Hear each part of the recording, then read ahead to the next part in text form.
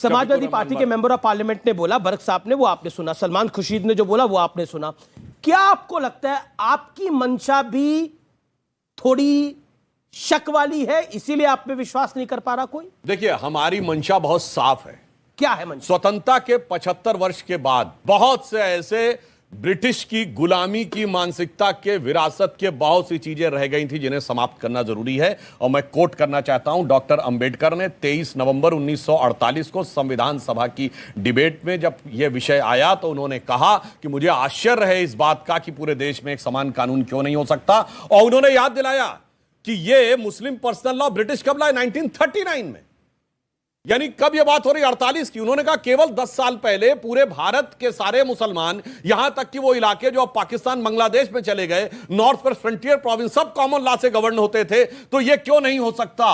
तो यह फूट डालो राज करो की नीति की औपनिवेशिक विरासत को अभी तक लोग ढो रहे हैं और एकात्मता नहीं लाना चाह रहे हैं। इसलिए मैं यह कहना चाहूंगा, हम जानते क्यों लाना चाह रहे हैं। एक पुरानी पंक्ति थी कविता की कि उगा सूर्य कैसा कहो मुक्ति का ये, उजाला करोड़ों घरों में न पहुंचा। उसी की आगे की लाइन है, ना संयम व्यवस्था ना एकात्मता है, भरी है अभी तक मनों में गुलामी। वही राग अंग्रेजियत का पुराना सुनाते बड़े लोग नामी गिरामी। इसीलिए प्रजातंत्र की धार उतरी गगन पे मगर नीर जन सागरों तक न पहुंचा। तो अब मोदी जी के नेतृत्व में प्रजातंत्र की वह धार, वो सबके वो मुक्ति का सूर्य, उसका उजाला क्यों नहीं मुस्लिम बेटियों के पास धार्मिक नहीं है? हमें बोलो आपका एजेंडा धार्मिक नहीं है। 10 सेकंड लाइन और कह दूं। जी जी जी, 10 सेकंड। देश में अनुराग शांत रहिए, आपका टर्न हो चुका है। 10 सेकंड जी। समानता की बात में सांप्रदायिकता नजर आती है और संप्रदाय सापेक्ष नियम में धर्मनिरपेक्षता नजर आती है। ऐसा विचित्र उदाहरण आपको दुनिया में कहीं देखने को नहीं मिलेगा। कलीमुल हफीज साहब, एक बड़ा मूल सवाल है, इसमें धार्मिक एजेंडा क्यों दिखाई देता है? क्या आपको लगता नहीं है कि इसको संवैधानिक दायरे में देखना चाहिए? आप सोचिए, जेडीयू, आम आदमी पार्टी, एनसीपी का उतना बड़ा सिद्धांतिक सपोर्ट नहीं है, लेकिन जेडीयू और आम आदमी पार्टी वो कह रही है कि सिद्धांतिक सपोर्ट है हमारा यूसीसी को लेकर। क्या करिएगा? देखिए, भारतीय जनता पार्टी इस यूसीसी के बहाने मुसलमानों को निशाना बनाकर, असल निशाना उसका कुछ और है। मिसाल के तौर पर इनकी अपनी सहयोगी पार्टी है नागालैंड में, एनडीपीपी, उसके अध्यक्ष ने ये कहा, जो चैंगवांग क्योंग है, कि हमें ये मंजूर नहीं है। इनकी एक और सहयोगी पार्टी है अकाली दल, उसने भी बाकायदा स्टेटमेंट देकर कहा कि इस यूसीसी के बहाने से अल्पसंख्यकों के जो अधिकार हैं वो सीमित कर दिए जाएंगे, उन पर डाका डाला जाएगा। इसके अलावा Nagaland Baptist trust association, Nagaland tribal council, उसके अलावा खासी हिल ऑटोनोमस डेवलपमेंट काउंसिल ने 24 जून को बाकायदा प्रस्ताव पर करके ये कहा। तीसरी बात, मिजोरम ने अपनी विधानसभा में फरवरी में ही ये प्रस्ताव पास करा कि इसके खिलाफ रहेंगे। और चौथी बात, झारखंड के 30 आदिवासी संगठनों ने आदिवासी समन्वय समिति बनाकर बाकायदा इनके खिलाफ प्रस्ताव पास किया। 5 जुलाई को वो जो देव कुमार धर उसके हेड हैं, उन्होंने पीटीआई को इंटरव्यू दिया कि हम 5 जुलाई को गवर्नर के खिलाफ खड़े होंगे। आपने लगभग 1 मिनट बोला। एक सेकंड सर, सवाल सुनिए। काउंटर सवाल है, अधिकार है ना काउंटर सवाल? पहले पूरी बात में करना। नहीं, 1 सेकंड, काउंटर सवाल। बिल्कुल, आप पूरी बात, आप ही के पास आ रहा हूं मैं, आप ही के पास आ रहा हूं। आप ये सब बातें कह रहे हैं, अगर बीजेपी के समर्थक बीजेपी के साथ नहीं आ रहे हैं तो बीजेपी उनसे निपटेगी। मैं आपसे पूछ रहा हूं कि आपको क्यों धार्मिक एजेंडा क्या दिखाई देता है? क्या जेडीयू और आम आदमी पार्टी को नहीं दिखाई दे रहा धार्मिक एजेंडा? देखिए, आपने एक भी प्रोग्राम किया कि किसी आदिवासी इसका विरोध कर रहा है? आपने कितने प्रोग्राम कर लिए कि मुसलमान विरोध कर रहे हैं? सारी बाइट मुसलमानों को दिखा रहे हो आप, एक भी आदिवासी की दिखाई, क्योंकि आप भी उनके एजेंडे को सपोर्ट कर रहे हो। जेडीयू और आम आदमी पार्टी भी कर रही है, ये पूरे देश जेडीयू और आम आदमी पार्टी भी कर रही है। क्या आप भारतीय जनता पार्टी के एजेंडे को आगे बढ़ा रहे हो? इसे हिंदू मुस्लिम करके दिखा रहे हो। सच्चाई ये आपके मौलवी मौलाना बोल रहे हैं, सांसद बोल रहे हैं, आपने आदिवासी पॉलिटिकल पार्टी बोल रही है, all India Muslim personal law board बोल रहा है, तो कोई क्या करेगा? देखिए, वो प्राइवेट लोग हैं, मैंने जो बात कही है, आप अच्छा, आम आदमी पार्टी का आम आदमी पार्टी के बीजेपी के एजेंडे में फंसी हुई है। बिल्कुल, अगर आम आदमी पार्टी यूसीसी का सपोर्ट करेगी तो बीजेपी को सपोर्ट कर रही है। और जेडीयू, कोई भी पार्टी हो, और एनसीपी, देखिए ये यूसीसी डॉक्टर भीमराव अम्बेडकर कोई भी सरकार यूसीसी को बिना अल्पसंख्यकों को बनाए हुए लाएगी, ऑडियंस के पास आऊंगा, पागल गवर्नमेंट कहलाएगी, मेड गवर्नमेंट कहलाएगी। बताइए कहां लिखा है? ये भीमराव अम्बेडकर साहब ने अपने लास्ट स्पीच में कहा। ओके, प्रियंका कक्कड़, आप लोग भी समर्थन में, आप भी सपोर्ट कर रहे हैं। Okay, 40 second. ओके मैडम, देखिए, हमारा ये बहुत स्पष्ट तौर पे मानना है कि आर्टिकल 44 संविधान का कहता है कि देश में यूसीसी लागू होना चाहिए और देश को उस तरफ बढ़ना चाहिए। इसलिए हम सैद्धांतिक रूप से इन प्रिंसिपल इस 44 आर्टिकल के साथ खड़े हैं। दूसरी चीज पर हमने ये भी बहुत स्पष्ट कर दिया है कि ये बहुत जरूरी है कि इतनी कम्युनिटीज हैं देश में, जनता का आप व्यू तो ले ही रहे हैं, साथ में मुस्लिम, चाहे वो बुद्धिस्ट लॉज के ऊपर हो, चाहे वो हिंदू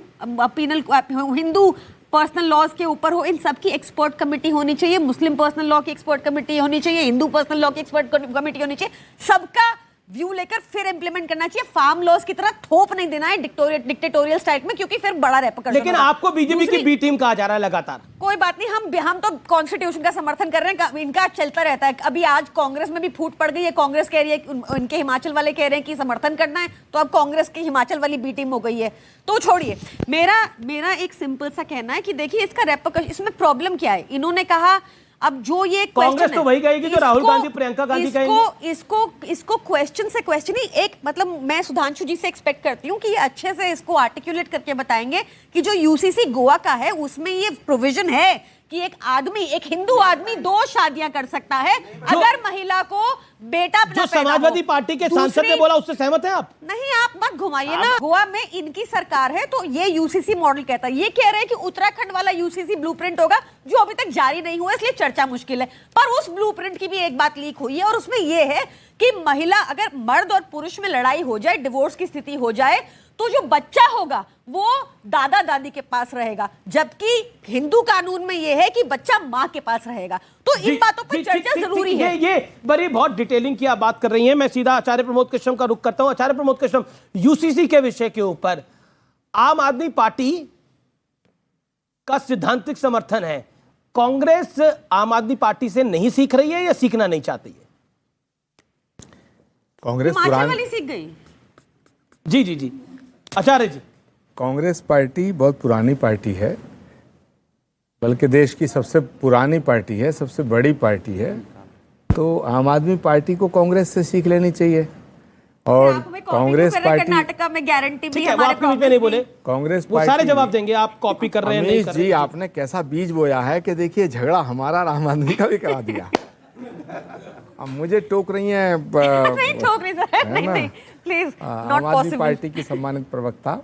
खैर, मैं सुधांशु जी से ये सवाल करना चाहता हूँ कि आप सत्ताधारी दल हैं, आप ताकतवर पार्टी हैं, सबसे बड़ी पार्टी हैं, तो ये जो यूनिफॉर्म सिविल कोड आप लाना चाहते हैं, ये जब आप लाएंगे तो इसका एक पूरा ड्राफ्ट तैयार होगा। पूरा ड्राफ्ट तैयार होने के बाद मसौदा तैयार होगा, उसके बाद ही पता चलेगा कि आपकी नीयत क्या है। फिलहाल मुझे जो लग रहा है वो आपकी नीयत में खोट लग रहा है। अगर देश के हित के अंदर, देश के हित में, बिल्कुल हम चाहते हैं कि देश में एक संविधान, एक कानून लागू होना चाहिए, सब लोग एक समान होने चाहिए, लेकिन वो आप करेंगे कैसे? मुझे लगता है कि आप यूनिफॉर्म सिविल कोड के बहाने 2024 का एक निशाना साधना चाहते हैं। और आप जानते हैं अच्छी तरह कि जैसे ही आप यूनिफॉर्म सिविल कोड की बात करेंगे तो विपक्षी नेता, विपक्षी दल इसका समर्थन करेंगे, कुछ इसका विरोध करेंगे। जो इसका विरोध करेंगे, लेकिन जेडीयू और आम आदमी पार्टी दोनों पक्ष में है। क्या आपको लगता नहीं है कि आप कुछ मिस कर रहे हैं? अरे भाई, जेडीयू का फैसला जेडीयू करेगा, आम आदमी पार्टी का फैसला आम आदमी पार्टी वाले करेंगे। कांग्रेस पार्टी, इसका कोई जरूरी थोड़ी है। सूतना कपास जुलाई से लट्ठम लट्ठा। अभी बिल लाए नहीं हो, मसौदा तैयार नहीं किया है और हमारी लड़ाई शुरू करा दी अमित जी आपने, बॉल उछाल दी। लेकिन सवाल इस बात का है, मैं बताना चाहता हूं, सवाल इस बात का है कि भारत मैंने शुरू कराई। आपका प्रवक्ता कहता है कि उनके मुख्यमंत्री के बारे में एक शराब घोटाले में है, दूसरे को वो शराबी शब्द से नवाज देता है। लड़ाई मैंने शुरू कराई। आपके नेता कहते हैं कि ये अगर गठबंधन में आते नहीं है तो हमें फर्क नहीं पड़ता, लड़ाई मैंने शुरू करवाई। आप बताइए, कमाल की बात है। एक सीधे साधे शरीफ आदमी को बोलने नहीं दे रहे हैं आप। सुधांशु जी भी हमला कर रहे हैं, आम आदमी पार्टी भी हमला कर रही है और आप भी मुझ पर हमला कर रहे हैं। एक बेचारे अनुराग भदौरिया जो मेरे बीच में नहीं बोल रहे हैं, ये सबसे सीधी पार्टी वाले हैं। देखिए जुगलबंदी शुरू हो रही है। मुझे पूरा करने दीजिएगा। अरे मैंने तो आपको पूरा मौका पूरा करने दीजिएगा। जी जी जी। देखिए, देश के हित के अंदर, देश के हित में अगर बीजेपी या इनकी सरकार कोई ऐसा कानून लाती है जो देश के लिए बड़ा जरूरी है तो बिल्कुल हम उसका समर्थन करेंगे। लेकिन ये पता कैसे चलेगा? ये पता तब चलेगा जब ये बताएंगे कि इस यूनिफॉर्म सिविल कोड में क्या घटा रहे हैं और क्या बढ़ा रहे हैं, क्या तोड़ रहे हैं, क्या जोड़ रहे हैं, क्योंकि भारत विविधताओं का देश है। सुधांशु तो जी, इनको स्पष्ट करना पड़ेगा। इसकी जिम्मेदारी किसकी ठीक है? है, अमीश देवगन जी, मेरी तो है नहीं, इनकी है।